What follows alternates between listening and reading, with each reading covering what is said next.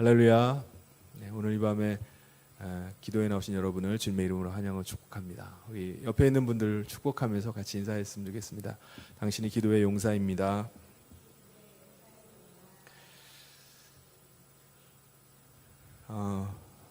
목사가 설교를 할 때 늘 고려해야 되는 것이 누구에게 설교를 하느냐 하는 것입니다. 그러니까 대상이 누구인지를 알아야 돼요. 누구에게 말씀을 전하냐에 따라서 설교의 내용과 수준이 달라지게 됩니다. 설교를 듣는 청중이 만약에 세상에 속해 있는 사람이라면 어떻게 해야 되죠? 세상에 속해 있는 게 뭡니까? 아직 성령 받지 않고 육신에 속한 자, 육신에 있는 사람을 말합니다. 그러니까 청중이 세상에 속해 있는 사람, 육신에 속해 있는 사람이라면은 아직 성령을 받지 않았기 때문에 세상적인 이야기를 가지고 설교를 할 겁니다. 왜냐하면은 이들은 아직 성령을 받지 않았기 때문에 하나님 나라의 비밀을 이야기한다면 이해를 할 수가 없을 거예요. 그래서 되도록이면은 손에 잡히고 또 이해할 수 있는 선에서 설교를 해야 될 것입니다. 그러면 설교를 듣는 사람들은 야, 은혜 받았다, 재미난다, 너무나 쉽다, 이해하기 너무 좋다, 이런 평가를 하게 될 것입니다. 만약에 설교를 듣는 청중이 다 성령 받은 사람이에요. 하나님 나라에 속한 사람입니다. 그러면 이 사람들은 어떤 사람들이죠? 다 하나님 나라의 비밀을 알고 있는 사람들입니다. 그리고 성령님을 통해서 하나님의 뜻과 또 그리스도에 관한 깊은 것까지도 이해를 하고 있는 사람들이에요. 그러니까 이미 진리를 알고 있는 사람입니다. 그렇기 때문에 진리를 깨달도록 하기 위해서, 뭔가 이해시키기 위해서 뭐 굳이 많은 예화를 들어가고 이렇게 설교할 필요가 없어요. 이미 진리를 알고 있기 때문에 그렇습니다. 그냥 진리를 액면 그대로 전해서 그 진리 가운데 거하게 하는 게 필요합니다. 오늘 말씀에도 보면은 사도 바울이 성도를 대할 때 두 부류의 성도를 대하는 것을 볼 수가 있어요. 첫 번째 부류는 육신에 속한 부류의 성도들입니다. 사도 바울은 이들을 뭐라고 부르냐면 그리스도 안에서 아직 어린아이 같은 자들이라고 불러요. 전도를 받아서 공동체 안에 들어왔어요. 믿음 생활을 시작을 했습니다. 근데 아직 성령을 받지 않은 거예요. 아직 성령을 받지 않았기 때문에 아직 육에 속해서 육에 속한 자로 신앙생활을 계속하는 겁니다. 여러분, 성령 받지 않고도 신앙생활을 할 수 있어요. 교회에 나와서 종교적인 신앙생활을 할 수가 있습니다. 두 번째 부류는요, 신령한 자들입니다. 신령한 자들이라는 말이 뭐죠? 그러니까 말 그대로 성령을 받은 사람이에요. 그래서 이들은 육에 속한 자가 아니라 하나님께 속한 자, 하나님 나라에 속한 자입니다. 이게 이제 신령한 사람이에요. 그러면 지금 사도 바울이 편지를 쓰고 있는 고린도 교회 성도들은 어디에 속한 자들일까요? 사도 바울은 지금 편지를 받고 있는 고린도 교회 성도들이 육에 속한 자라고 말하는 거예요. 그리스도 안에서 아직 어린아이 같은 여러분이라고 이렇게 말을 합니다. 그러면 이 어린아이 같은 고린도 교회 성도들에게 사도 바울이 어떻게 설교를 하죠? 어린아이의 특징이 뭡니까? 갓 태어난 아기. 위장이 발달을 아직 안 해가지고 음식을 소화하지 못한다는 게 특징입니다. 그러니까 엄마 뱃속에서 9달, 10달을 엄마 탯줄을 통해서 엄마가 주는 그 영양분만 계속 받아 먹었기 때문에 위는 있어요. 이미 다 위는 만들어졌지만은 그 위가 기능을 하지를 못합니다. 아직 사용해 본 적도 없어요.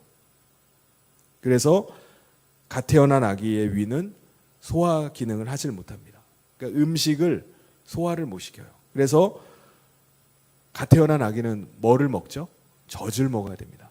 엄마가 주는 젖으로 키워야 돼요. 그러니까 부드러운 걸 먹고 다 소화된 거, 소화를 할 수 있는 거, 이런 거를 줘야지 어린아이가 소화를 하고 자라날 수 있습니다.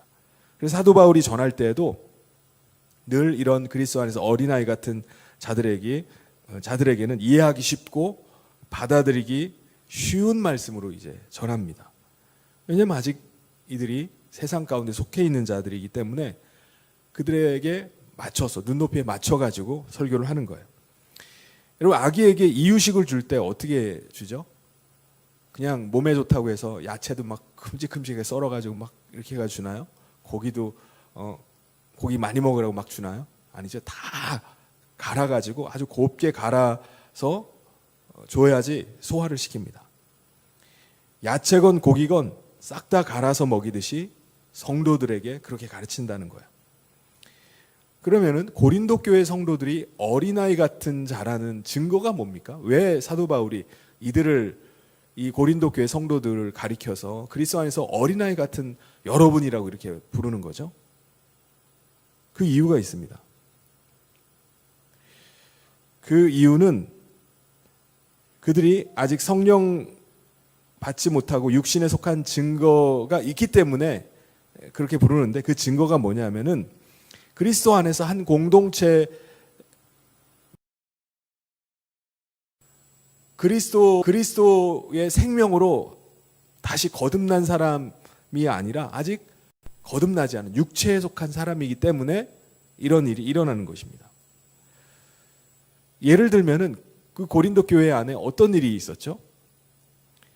성도들이 나는 아볼로파다, 나는 바울파다 라는 것으로 사람들이 서로 시기하고 갈라지는 거예요. 다툼이 일어나는 겁니다. 이 말은 무슨 말이죠? 나는 바울파다, 나는 누구에게 배웠습니다, 나는 누구에게 복음을 들었습니다 라는 것을 자꾸 주장하는 거예요. 그러니까 본인이 하나님 나라의 복음으로 말미암아 거듭나서 성령을 받고 그리스도께 속한 자로 믿음으로 살아가는 게 아니라 나는 누구에게 복음 받은 사람입니다 라는 것으로 자기 자신을 드러내고자 하는 겁니다. 내 안에 그리스도께서 거하셔서 내가 그리스도인으로 서 있는 게 아니라 나에게 복음 전해줬던 사람을 통해서 자신의 존재감을 나타내는 거예요. 가령 이렇게 말하는 사람들이 있습니다. 나는 누구에게 복음을 배운 사람입니다. 나는 누구에게 성경을 배운 사람입니다. 또 어떤 분은 나는 칼빈주의자입니다. 우리 교단의 이제 교리적인 부분을 체계를 잡은 사람이 칼빈이니까 나는 칼빈주의자입니다. 아니, 나는 우리 교단 아닌 경우는요, 알미니안을 또 따라서 나는 알미니안주의자입니다. 나는 누구에게 제자 훈련 받은 사람입니다. 또 어떤 사람은 누구가 아니라 나는 어느 교회에 다니는 사람입니다. 자기 자신을 드러내는 게, 자기 자신의 정체성을 어느 교회에다가 두고서 나는 어느 교회 교인입니다 라는 그 한마디로 자기 정체성을 드러내고자 하는 것입니다. 이게 어린아이 신앙이라는 거예요. 거듭나서 진리 안에서 살아가는 사람이 아니라 나는 지금 누구에게 속해 있고 누구에게 배웠고 나는 누구에게 복음을 받았고 그러는 것으로 자기 자신을, 정체성을 가지고 자기 자신을 자리매김을 하는 거예요.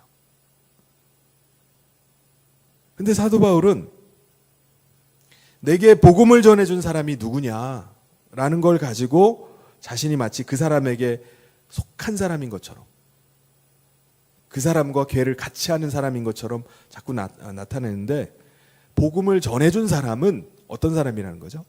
그냥 복음의 씨앗을 심어준 사람이라는 거예요. 사도 바울이 고린도에 가서 복음, 하나님 나라의 복음을 전해준 겁니다. 우리가 어떻게 하면 하나님께 다시 돌아갈 수 있는지 그 길을 알려준 거예요. 그러니까 복음의 씨앗을 그들에게 심어준 사람이 자신이라는 겁니다. 그리고 사도 바울이 이 복음의 씨앗을 심어주고 떠났어요. 그 뒤에 아볼로라는 사람이 그 고린도 교회에 들어가서 그 성도들에게 열심히 진리를 가르쳐 줬습니다. 그래서 고린도 교회 성도들이 자라나간 거예요. 그렇다면 그들을 계속 자라나게 한 분은 누구죠? 하나님이시라는 겁니다. 이게 무슨 말이냐면은 복음의 씨앗을 사도 바울로부터 받았어요. 그래서 예수님을 영접을 하고 예수 그리스도를 모신 사람들이 되었습니다. 그 이후에 그들은 어떻게 하죠? 주님을 모시기 때문에 주님의 음성을 듣고 그 진리의 말씀을 따라서 살아가는 겁니다. 근데 그거를 누군가가 가이드를 해줘야 되는 거예요. 가르쳐줘야 됩니다. 그거를 누가 했냐면은 아볼로라는 사람이 한 거예요. 그래서 그 아볼로가 가르쳐준 대로 진리를 따라 사는 삶을 살아가다 보니까 진리가 무엇이구나 라는 것이 점점 깨달아지는 거예요. 하나님 나라 백성이 된 것이 무엇이구나, 내가 하나님 나라를 위해서 무엇을 하면서 살아야 되겠구나 라는 것이 깨달아지는 겁니다. 내가 그리스도 안에서 십자가에서 죽고 이제는 성령께서 내 안에 오셔서 내가 성령의 사람으로, 영에 속한 사람으로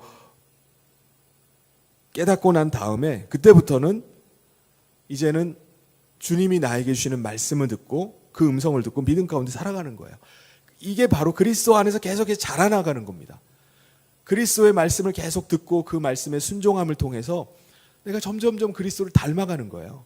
내 안에서 그리스도의 형상이 점점 나타나는 거, 이게 이제 자라나가는 겁니다. 그리스도의 장성한 분량으로 자라나가는 거예요. 그때부터는 그리스도가 나를 주장하기 시작하는 겁니다. 내가 나를 주장하는 게 아니라 내 안에 거하시는 주님이 나를 주장해 가시는 거예요. 이게 그리스도인입니다.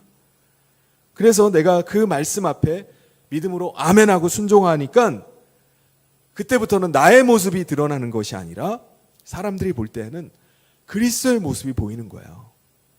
이 사람은 정말 그리스도가 주장하는 사람이구나, 이 사람은 정말 그리스도를 닮은 사람이구나 라고 사람들이 보는 것입니다.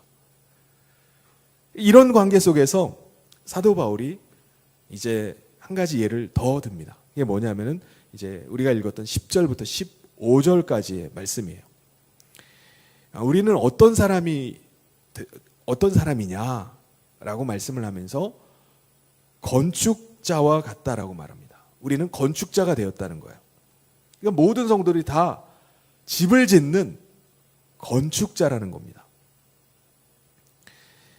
여기 보면은 오늘 말씀에 보면은 내게 주신 하나님의 은혜를 따라 지혜로운 건축자와 같이 각 사람 위에 터를 닦았다 라고 말씀을 하는 거예요. 그러니까 사도 바울이 한 게 뭐죠? 각 사람 위에 복음을 전해 복음의 씨앗을 심어줬잖아요. 복음의 씨앗이라는 게 뭐죠? 그리스도를 통해서 우리가 하나님께 나아갈 수 있는 길이 열렸음을 알려주는 거예요.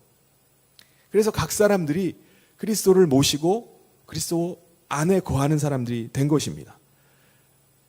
그래서 그 다음부터 내가 복음을, 그리스도의 터를 닦아놓은 다음에 다른 사람, 즉 그 받은 사람이 그 터 위에 건축을 해나가는 거예요.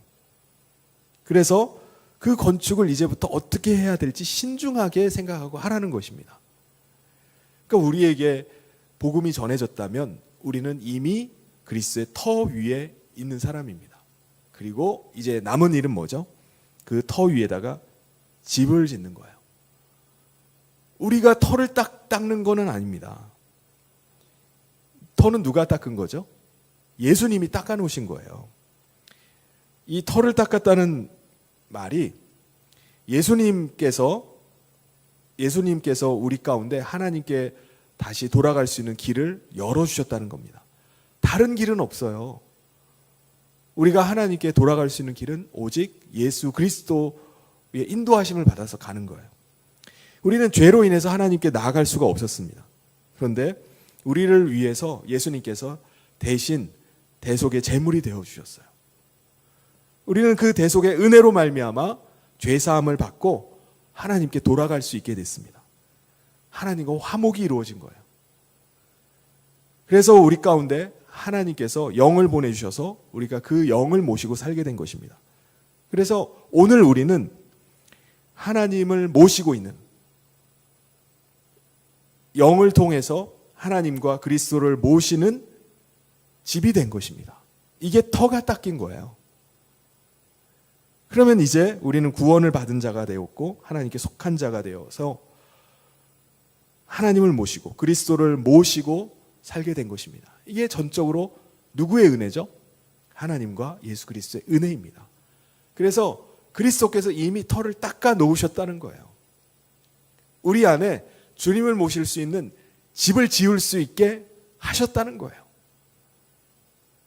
여러분, 그리스도가 이 땅에 오셔서 십자가의 대속의 은혜를 베풀지 않으셨다면 우리는 주님을 모실 수 있는 집을 지을 가능성이 전혀 없는 겁니다. 근데 예수님께서 그 일을 행해 주신 거예요. 예수님이 우리가 달려야 될 그 십자가에 달려 죽으심으로 우리를 죄와 사망의 법에서 해방시켜 주셨습니다. 사탄이 아무리 율법을 가지고 우리를 정죄하려고 해도, 하나님 앞에 참소하려고 해도 소용이 없어요. 왜냐? 그리스도께서 이미 죄와 사망의 정죄를 받으시고 죽으셨기 때문입니다. 우리 대신 죽으셨기 때문에 우리에게 아무리 와서 참소를 해도, 정죄를 해도 소용이 없는 겁니다. 그래서 우리가 우리 안에 하나님을 모실 수 있는 집터가 만들어졌어요. 이제 그 위에다가 해야 되는 게 집을 짓는 겁니다. 집. 그리스도께서 거하시는 집을 우리가 만들어가는 거예요. 여기에 보면은, 오늘 말씀에 보면은 어떤 사람은 금으로 짓고 은으로 짓고, 어떤 사람은 보석으로 짓고, 어떤 사람은 풀이나 나무나 짚으로 짓는다고 말씀을 해요. 어떤 사람은요, 정말 집을 지을 때도 정말 금붙이를 가지고 아주 화려하게 아름답게 짓는 사람도 있고, 어떤 사람은 그냥 지푸라기를 구해가지고 대충 짓는 사람도 있을 겁니다. 뭐 이거 한철 잠깐 살다가 말 건데 뭐 하면서 대충 짓는 사람이 있을 거예요.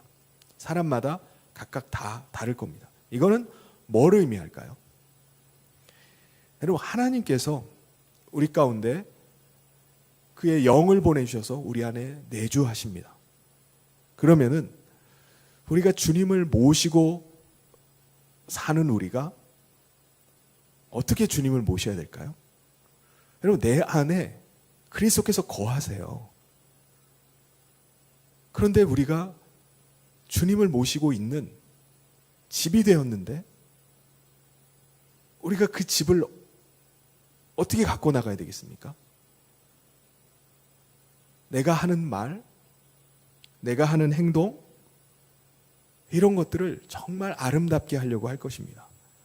예수님이 내 안에 거하시는데, 예수님을 정말 귀한 분으로 여기고 있다면 정말 우리 자신의 모든 말과 행동이나 모든 것들을 다 아름답게 가꾸려고 할 겁니다.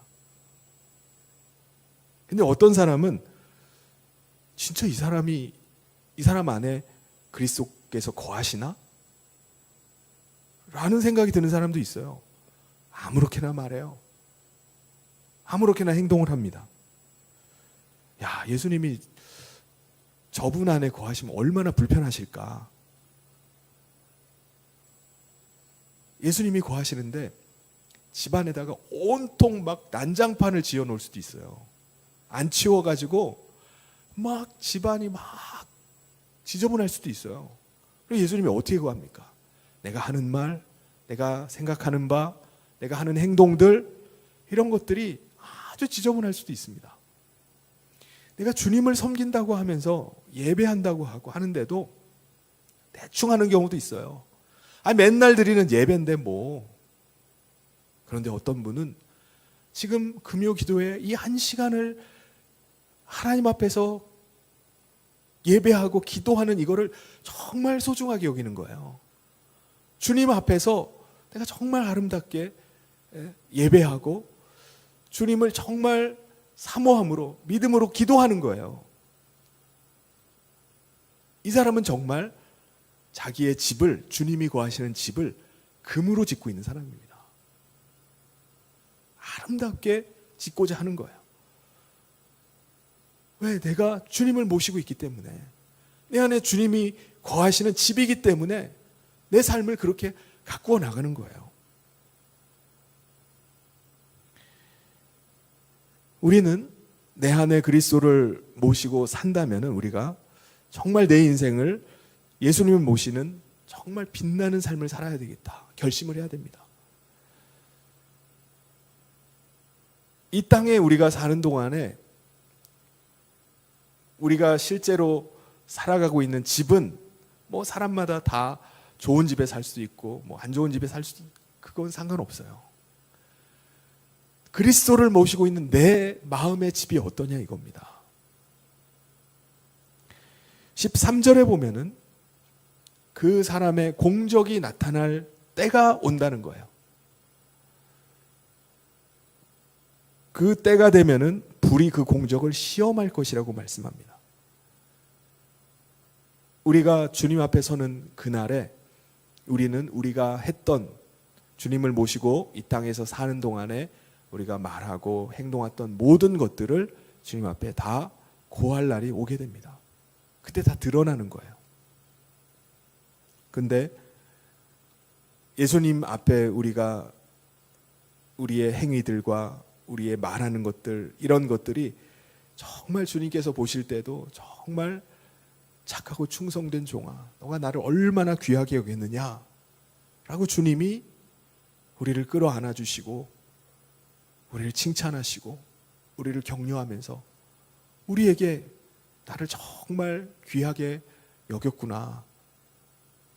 주님이 오히려 감격하면서 고마워하는 사람도 있는 반면에 어떤 사람은 공적이 다 타서 남아있는 것이 없는 사람들이 있을 수 있습니다. 그러니까 다 타버렸다는 게 뭐죠? 건질 만한 게 아무것도 없는 거예요. 주님 앞에 뭔가를 좀 드리고 싶은데 나타내고 싶은데 내가 주님을 정말 귀하게 모셨어요. 정말 주님 모신 거룩한 집으로 정말 저를 아름답게 가꿨어요 라고 해야 되는데 그럴 만한 게 아무것도 없는 겁니다. 그런 사람은 어떻게 되죠? 불 가운데서 건짐받은 사람 같다라고 말씀합니다. 자기만 구원만 겨우 받은 거예요. 주님을 만났지만은 주님 뵙기가 민망한 경우죠. 주님을 어떻게 뵙니까? 주님을 모시고 있는 거룩한 집으로 대충 해놓고 살아가고 그냥 주님이 있든지 없든지 무시하고 그렇게 살고 나서 주님을 배우면은 주님을 우리가 어떻게 뵙니까? 부끄러워서. 그냥 구원받은 거 하나, 주님 앞에 나온 거 하나, 그냥 감사함으로 그냥 나갈 수밖에 없을 것입니다.